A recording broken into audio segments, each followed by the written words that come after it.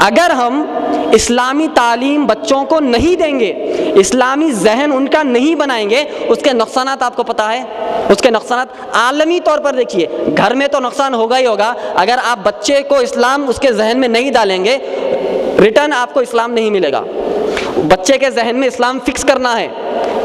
अगर नहीं फिक्स करे, जब बच्चा बड़ा होगा तो इस्लामी तौर पर आपको नहीं पूछेगा, वो गैर इस्लामी तौर पर पूछेगा। जब हम कहते हैं कि बच्चे ने मेरी बात नहीं सुनी, अरे क्या भाई आपने बच्चे को सिखाया, बच्चे को क्या आपने सिखाया कि माँ के कदमों के नीचे जन्नत है? ये आपने बचपन में नहीं सिखाया।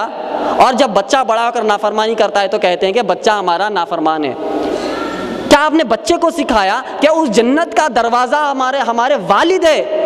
जब वालिद की बात बच्चा नहीं सुनता है तो हम कहते हैं अरे मेरा बच्चा ऐसा हो गया, मेरी नाफरमानी करता है। क्या बचपन में हमने उसको सिखाया कि जन्नत का दरवाज़ा वालिद है? ये हम इस्लामी तालीम उसको सिखाएंगे तो ही वो आपकी इताअत और इत्तिबा करेगा और आपकी बात सुनेगा इस्लाम के ज़रिए। इस्लाम नहीं बताने के नुकसानात आलमी पैमाने पर आपको बताता हूँ।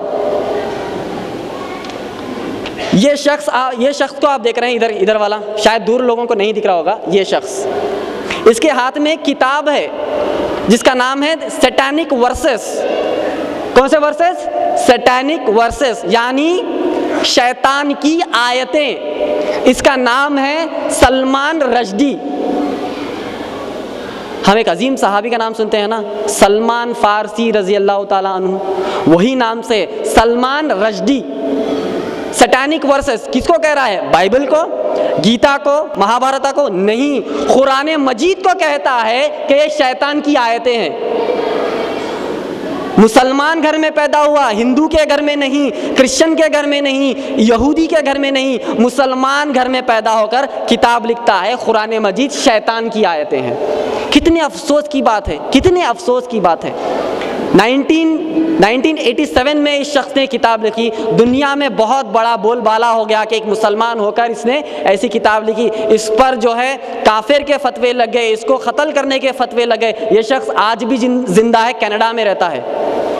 ये हिंदुस्तान का, ये इंडियन ओरिजिन का आदमी है, इंडियन ओरिजिन का शख्स है। आज वो कनाडा में रहता है और वो एक इस्लाम का दुश्मन बन चुका है। वो कहता है कि मैं नास्तिक हूँ, मैं एथिस्ट हूँ, मैं मुसलमान नहीं रहा। क्यों हुआ ये? बचपन में इस सलमान के दिमाग में सलमान फारसी रजी अल्लाह ताला अन्हु के वाक़यात नहीं सुनाने के नतीजे है ये।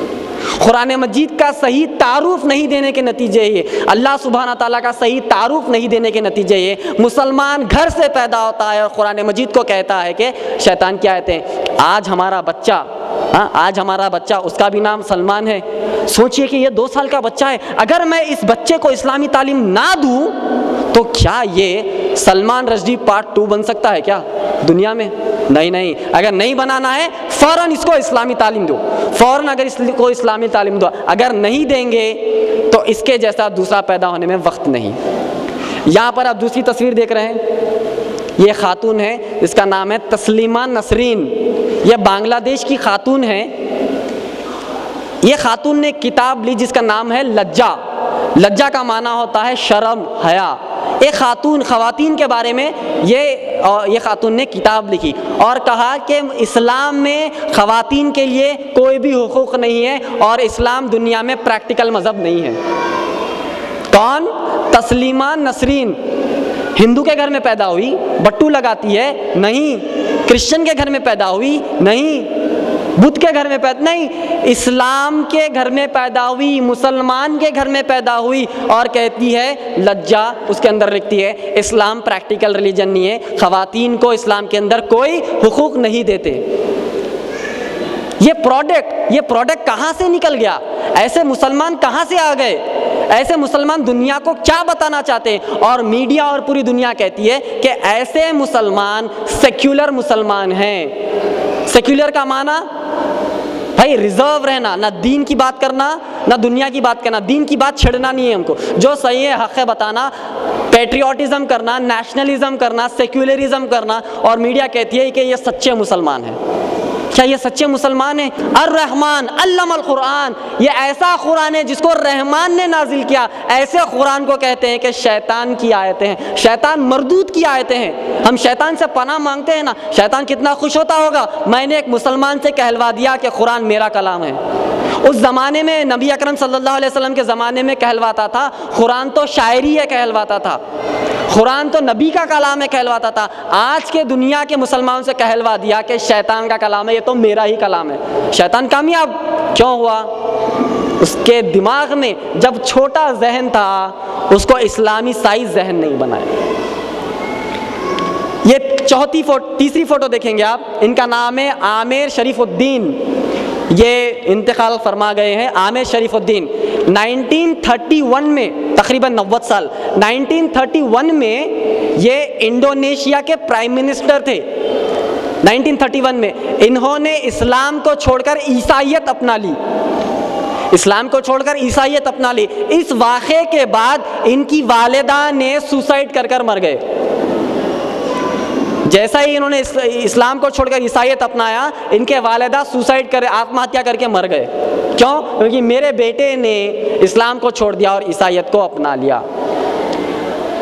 आज मेरा जो बच्चा है 2 साल का, 3 साल का, 6 साल का, 10 साल का, उसका भी नाम आमिर है। अगर मैं इसको इस्लामी तालीम नहीं दूंगा तो क्या ये बड़ा होकर मेरी मौत का सबब बन सकता है? क्या ये मुझे कत्ल कर सकता है? क्या ये दीन को छोड़ सकता है? क्या ये मुर्तद हो सकता है? क्या इस्लाम के खिलाफ जा सकता है? अल्लाह के खिलाफ जा सकता है? मोहम्मद सल्लल्लाहु अलैहि वसल्लम के खिलाफ जाता है? कुरान के खिलाफ जा सकता है? अगर नहीं तो उसके बच्चे को इस्लामी जहन बनाइए। ये चौथा है हरिलाल गांधी। आपने महात्मा गांधी का नाम तो सुना ही होगा ना, Mahatma Gandhi father of nation. Harilal Gandhi उनके सबसे बड़े बेटे हैं, सबसे बड़े बेटे। उन्होंने इस्लाम को कबूल किया था, कबूल कर उन्होंने अपना नाम रखा था अब्दुल्ला गांधी। अब्दुल्ला गांधी उन्होंने नाम रखा, मगर चंद वजूहात से, चंद मसलों से, चंद मुसलमानों को देखकर कि मुसलमानों के अंदर ही फूट है, इस तरीके से वाक़यात को देखकर फिर से उन्होंने हिंदुइज़्म को अपना लिया। ये मैं इसलिए बताया हूँ ताकि हमें पता चले, जब हम गैर मुसलमान से बात करें तो उनको ये बताए कि father of nation Mahatma Gandhi के बेटे ने भी इस्लाम को कबूल किया था चंद वक्त के लिए, मगर मुसलमानों में इत्तेफाक देखकर उन्होंने क्या किया? इस्लाम को छोड़ दिया। देखिए ये प्रोडक्ट्स कहाँ से आए हैं? इस्लामी तालीम नहीं मिलने से। आज हम हमारे बच्चों को घर में बैठकर कार्टून्स दिखाते हैं। कैसे कार्टून्स? छोटा भीम,